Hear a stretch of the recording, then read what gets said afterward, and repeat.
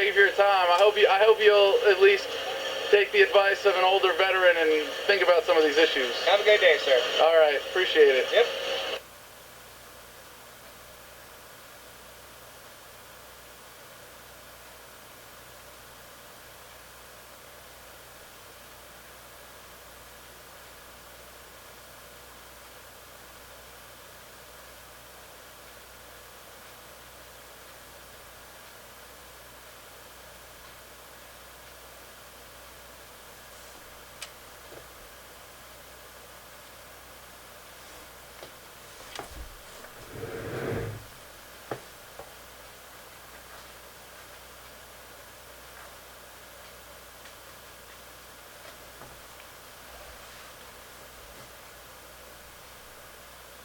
For those of you who don't know, Monsanto is a company in the agriculture business, and they are known for patenting different types of seeds.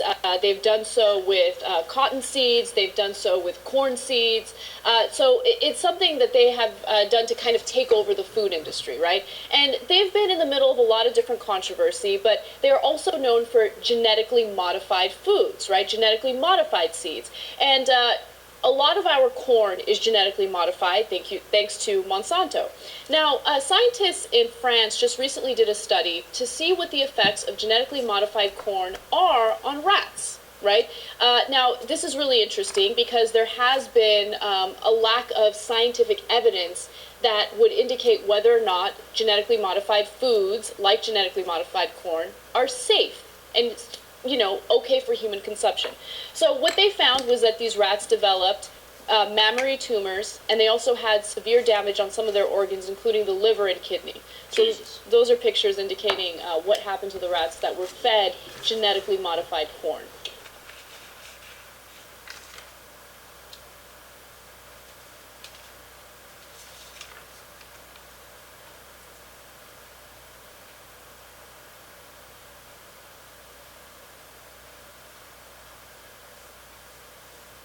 They do not appear to be okay. It's not the picture of what I would call safe. So, of course, Monsanto is, completely debating the findings of this study. They're very, very aggressive in fighting anyone that says anything negative about them, right? But there was an excellent documentary done. It was called The World According to Monsanto. And, they talked about the lack of oversight with the FDA when it came to genetically modified seeds. So let's take a look at a part of that documentary that explains it in greater detail. The reason why GM crops are here is based on a deception that occurred in the FDA. They said that these foods are not different. They use the word substantially equivalent. They use the word not meaningfully or uniformly different.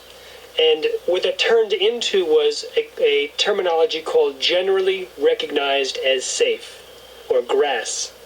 Typically, if something is to be considered generally recognized as safe, it needs lots of peer-reviewed published studies and an overwhelming consensus among the scientific community. With GM crops, they had neither. So, of course, Monsanto will come back and say, no, we have a bunch of studies, okay? These are studies that indicate that these foods are completely safe. However, if you do a little research into these studies, you'll find that they were in the middle of controversy because a lot of those studies were falsified, okay? Wow. Now, and I'm sure that it wasn't scientists that Monsanto was paying to do those studies. No, they wouldn't.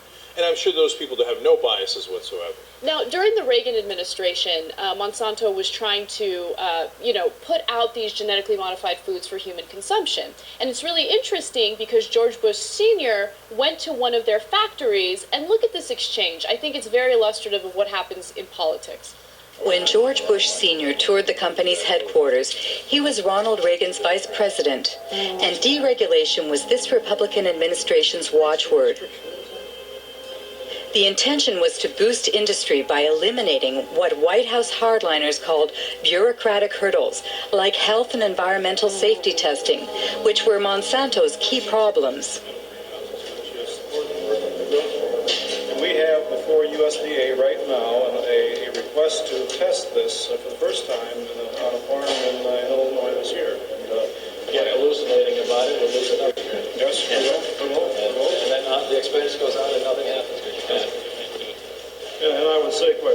we have no complaint about the way USDA is handling it. They're going through an orderly process. They're making sure that they deal with these new things, they do them properly. And now, if we're waiting until September and we don't have our authorization, we may say something different. Call me, we're in the dereg business. Call me, we're in the dereg business. Yeah, ain't that's the God's honest truth. Saying, hey, listen, man, don't worry about testing it in rats, et cetera, et cetera. You just call us, the Republican Party, and we'll make that thing happen for you.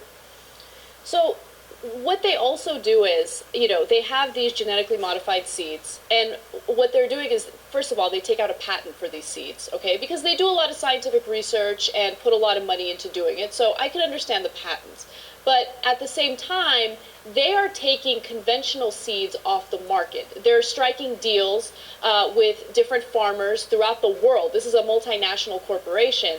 And what they're doing is they're promising that these genetically modified seeds will have higher yields. So they go into countries like India and they say, hey, look, we have this genetically modified cotton seed. It's known as BT cotton.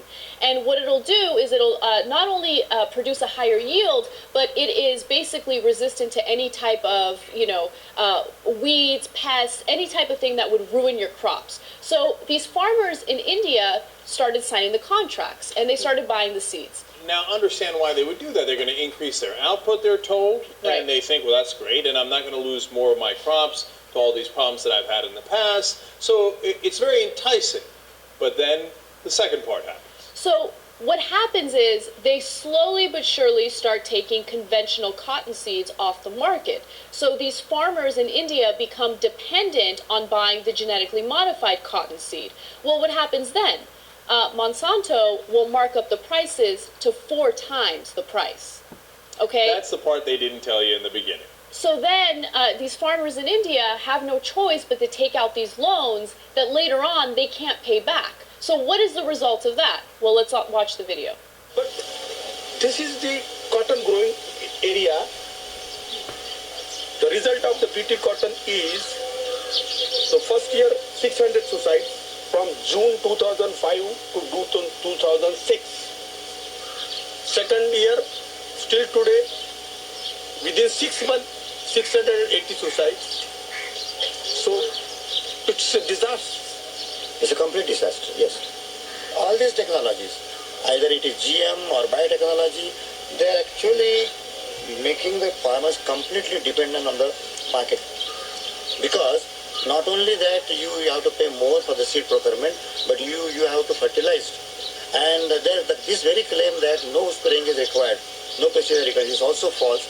When Monsanto claims in advertising that GM crops are adapted for small farmers, what do you think it's? Our experience shows that it is completely false. So, as he mentioned, in 1 year there were 600 farmers who committed suicide because they simply couldn't pay back their loans, they filed for bankruptcy, they lost everything, and they just had nothing else to turn to. And by the way, I just want to be crystal clear that suicides among farmers in India it happens for other reasons as well because of extreme poverty. But in that documentary, they were specifically focusing on farmers who had to file for bankruptcy because they couldn't pay back those loans.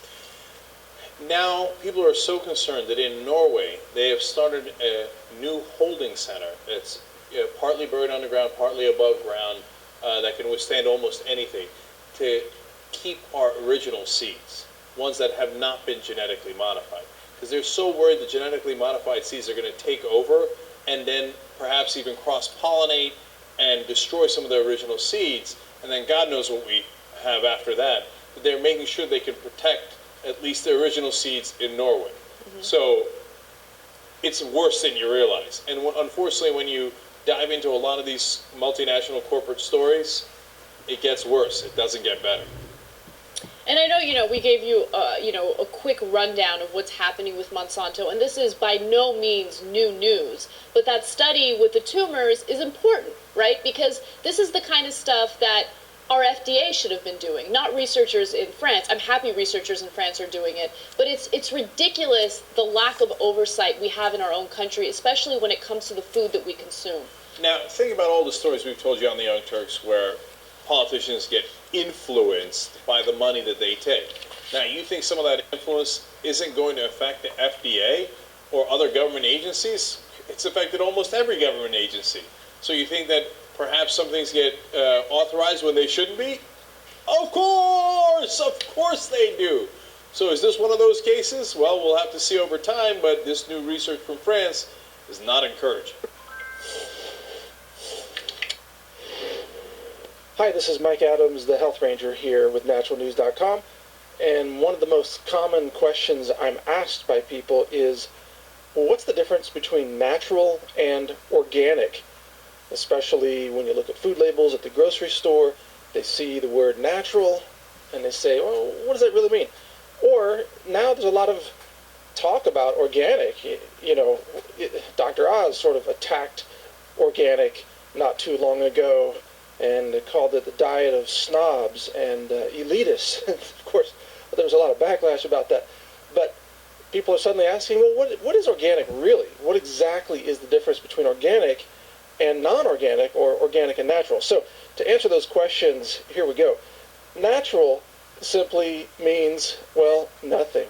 Yeah, natural is not regulated. It has no legal meaning, no technical meaning. In fact, anybody can say their product is natural regardless of where it comes from or how it's made. In fact, the food manufacturers insist that they can say anything that comes from planet Earth is natural. So they could say that, like, mercury cookies would be natural because they mine the mercury out of the earth, and the earth is natural, and therefore mercury cookies are natural. So they can say anything is natural, even some highly processed refined food laced with toxic artificial sweeteners, synthetic chemicals, GMOs. The biotech industry wants to say that GMOs are natural, and I'm not making that up, by the way. Nearly all of the snack chips that claim to be all natural are genetically modified, made with GM corn. So there you go. Again, I'm not making this up. It sounds crazy to some people, but it's real. So natural means nothing in terms of regulatory meaning. Anybody can say natural. Now let's go to organic, because organic does mean something. My friends, the information that you are about to witness from all of my years of research is the most important.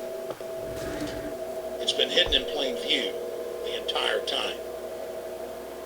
This is the ultimate secret, and it's about to be exposed.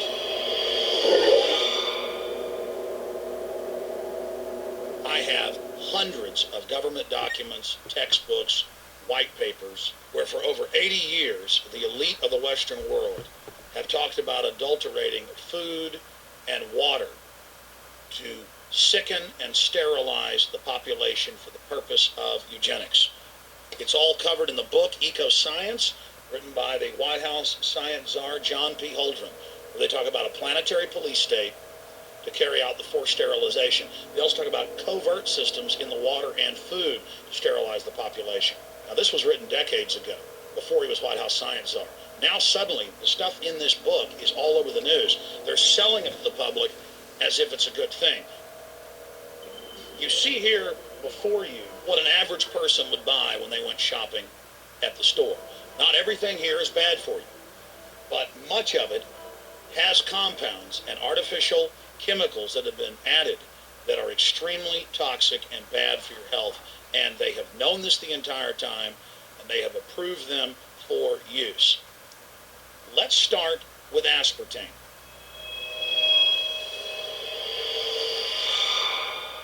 You cannot go to the grocery store now and buy any type of even regular sugar gum that hasn't had aspartame added to it. In the 1970s, Searle tried to get it approved, and they couldn't. It took them 3 separate times, because in their own studies with monkeys, large portions of them that were fed it died and contracted cancer. Now we have mainstream news articles, and the EU has done a major study finding lower birth weights, early birth, and yes, miscarriages from women that drink aspartame-laden soft drinks like Coke Zero. What is aspartame? It is the fecal matter of the E. coli bacteria. They took it and genetically engineered it. They could feed it toxic waste, and then it defecates aspartame. And it has so many bad health effects, it's just unspeakable.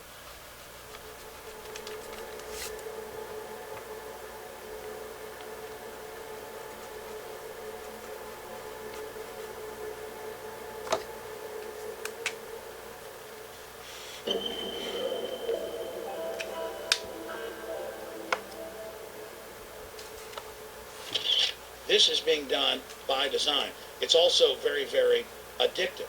But let's just go ahead and move away from aspartame and talk about McDonald's and chicken McNuggets. Now, I remember a decade ago or so reading health advisories claiming that a form of plastic that's used in silly putty, basically a type of silicone, was in the chicken McNuggets, but also in many other TV dinners and other foods. It is illegal in every other nation in the world to add these chemicals to the food, but it's not in the United States. The big secret is all of this was done by design by the FDA. Look at all the drugs they've approved, and then it comes out later that they knowingly approve them when these drugs are causing heart attacks and cancer.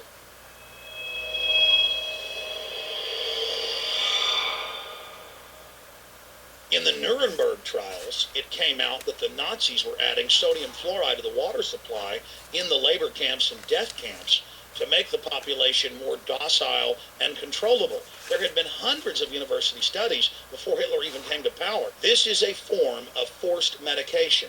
They admit that 1 part per million of sodium fluoride more than doubles the chance of bone cancer in boys and men. As the public became educated in the last few decades, the government and industry's response was to not just put it in water, but to start adding it to thousands of products, like children's water that's mixed with their formula or with their cereal. They started adding as much as 900 parts per million in things like powdered eggs. It causes reductions in IQ. It increases sterility or lack of fertility, and it's being added to so many of the daily staples that we consume. We'll get back to food additives in a moment. But first I wanted to look at genetically modified organisms.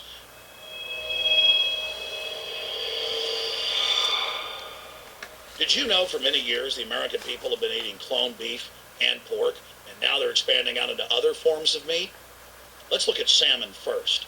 Major university studies conclusively have proven that the type of genetically modified salmon that is actually a cross species, they've mixed other animal genes in with it, that when this fish is introduced with wild natural salmon, within 40 generations, all of the natural salmon are extinct. And the FDA approved this. And they're going to allow it to be released into the wild. That isn't even a salmon. It is a cross-species chimera. It is a mixture like something out of the island of Dr. Moreau, something out of a nightmare.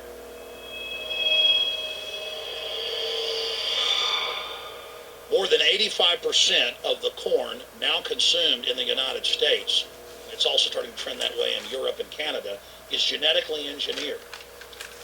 It grows its own pesticide within the corn kernels so that insects won't eat it. If the insects can't eat this and live, what do you think is going to happen when lab rats or humans eat it?